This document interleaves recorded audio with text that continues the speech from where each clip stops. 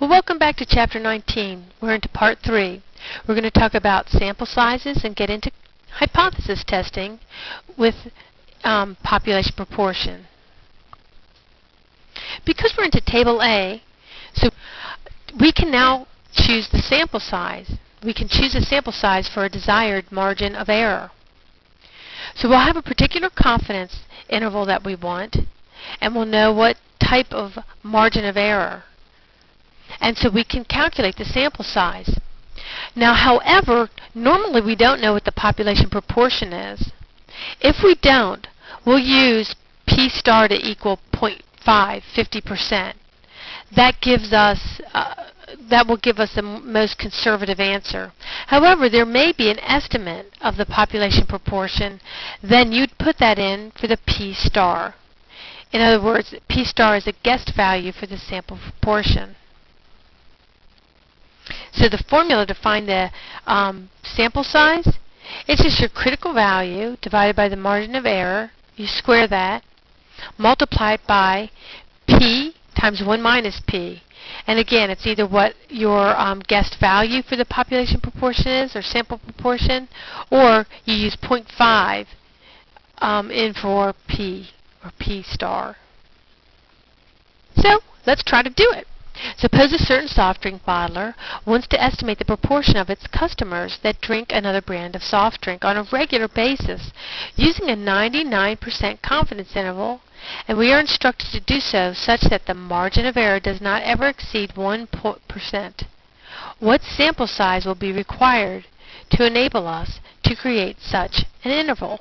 Okay, since we don't know what the population proportion is, or we don't even have an estimate, we're going to assume 0.5. Again, that will give us the largest sample size, so it's a conservative answer. And so we're going to put in all the information given to us in the problem. Because we want a 99% confidence interval, our critical value is 2.576. And since they didn't want a margin of error more than 0.01, we use that. 0.01 is our margin of error. So I place them into the equation, and I get 16,590 people should be in our sample if I wanted to have 99% confidence with the margin of error that they gave me. So you have to be kind of careful. That's a large sample size. Do also note that we do not do normal rounding rules. We always go to the next greatest integer. So if our number isn't an integer, we always go to the next greatest integer. Now we're going to talk about hypothesis testing for proportion. The null hypothesis will look something like this, that our proportion equals some value.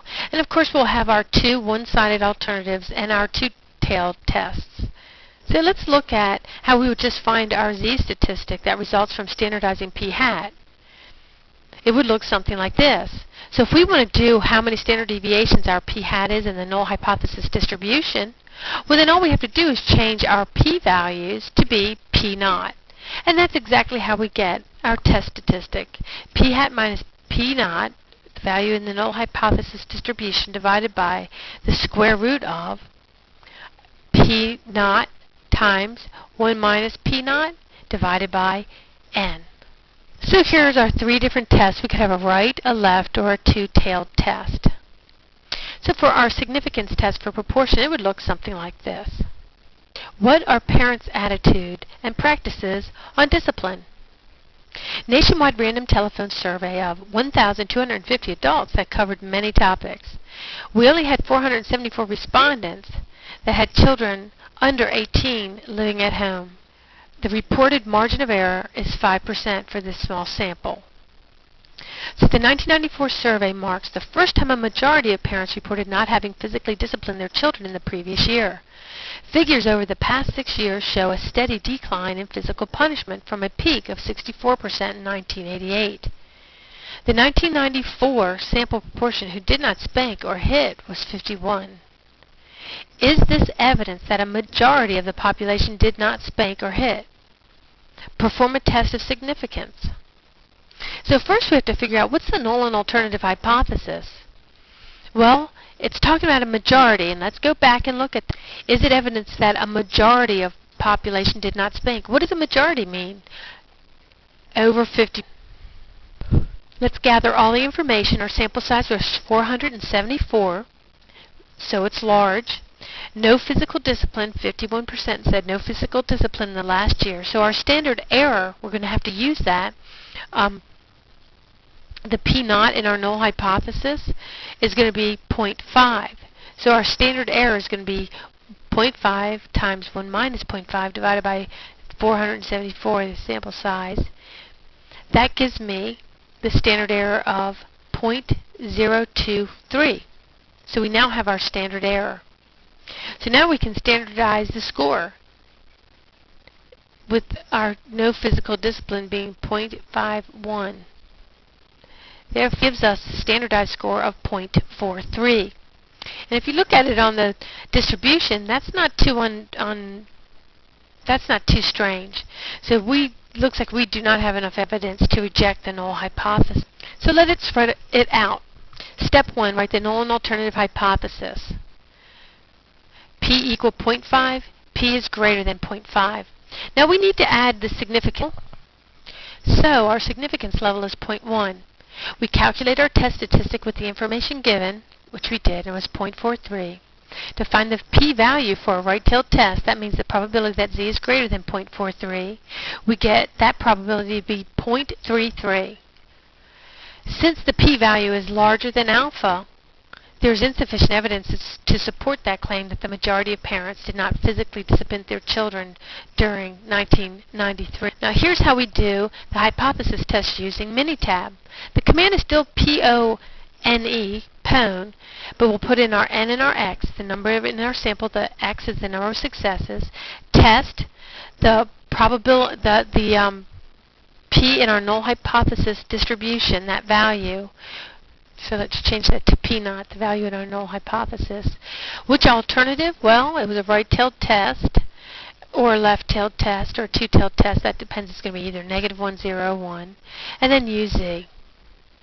If we just had the information in the column, then we just say pone CY, test, put in the alternative, and use Z. So we have our different Minitab commands used to do hypothesis tests with proportions.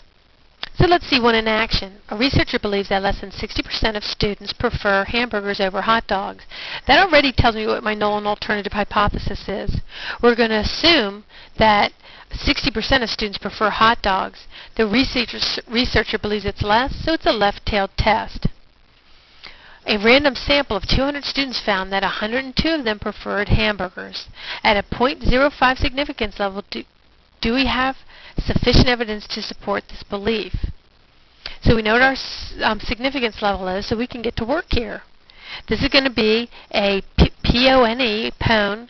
Our N was 200 students, and the number of them that preferred hamburgers was 102. We're testing the value of 60%, but now we have to tell Minitab whether we think it's increased, decreased, or it's just changed. Well, we said less than, so it is a left-tailed test. And again, we have to let it know that we want to use table A, that we want to use normality, so we say use Z. What it spits out is our p-value and our test statistic, and that's not looking too good. It looks like we're going to reject that null hypothesis. And here's the way that we would write it up. That concludes Part 3, and our last installment will be in Part 4, and we'll finish up with hypothesis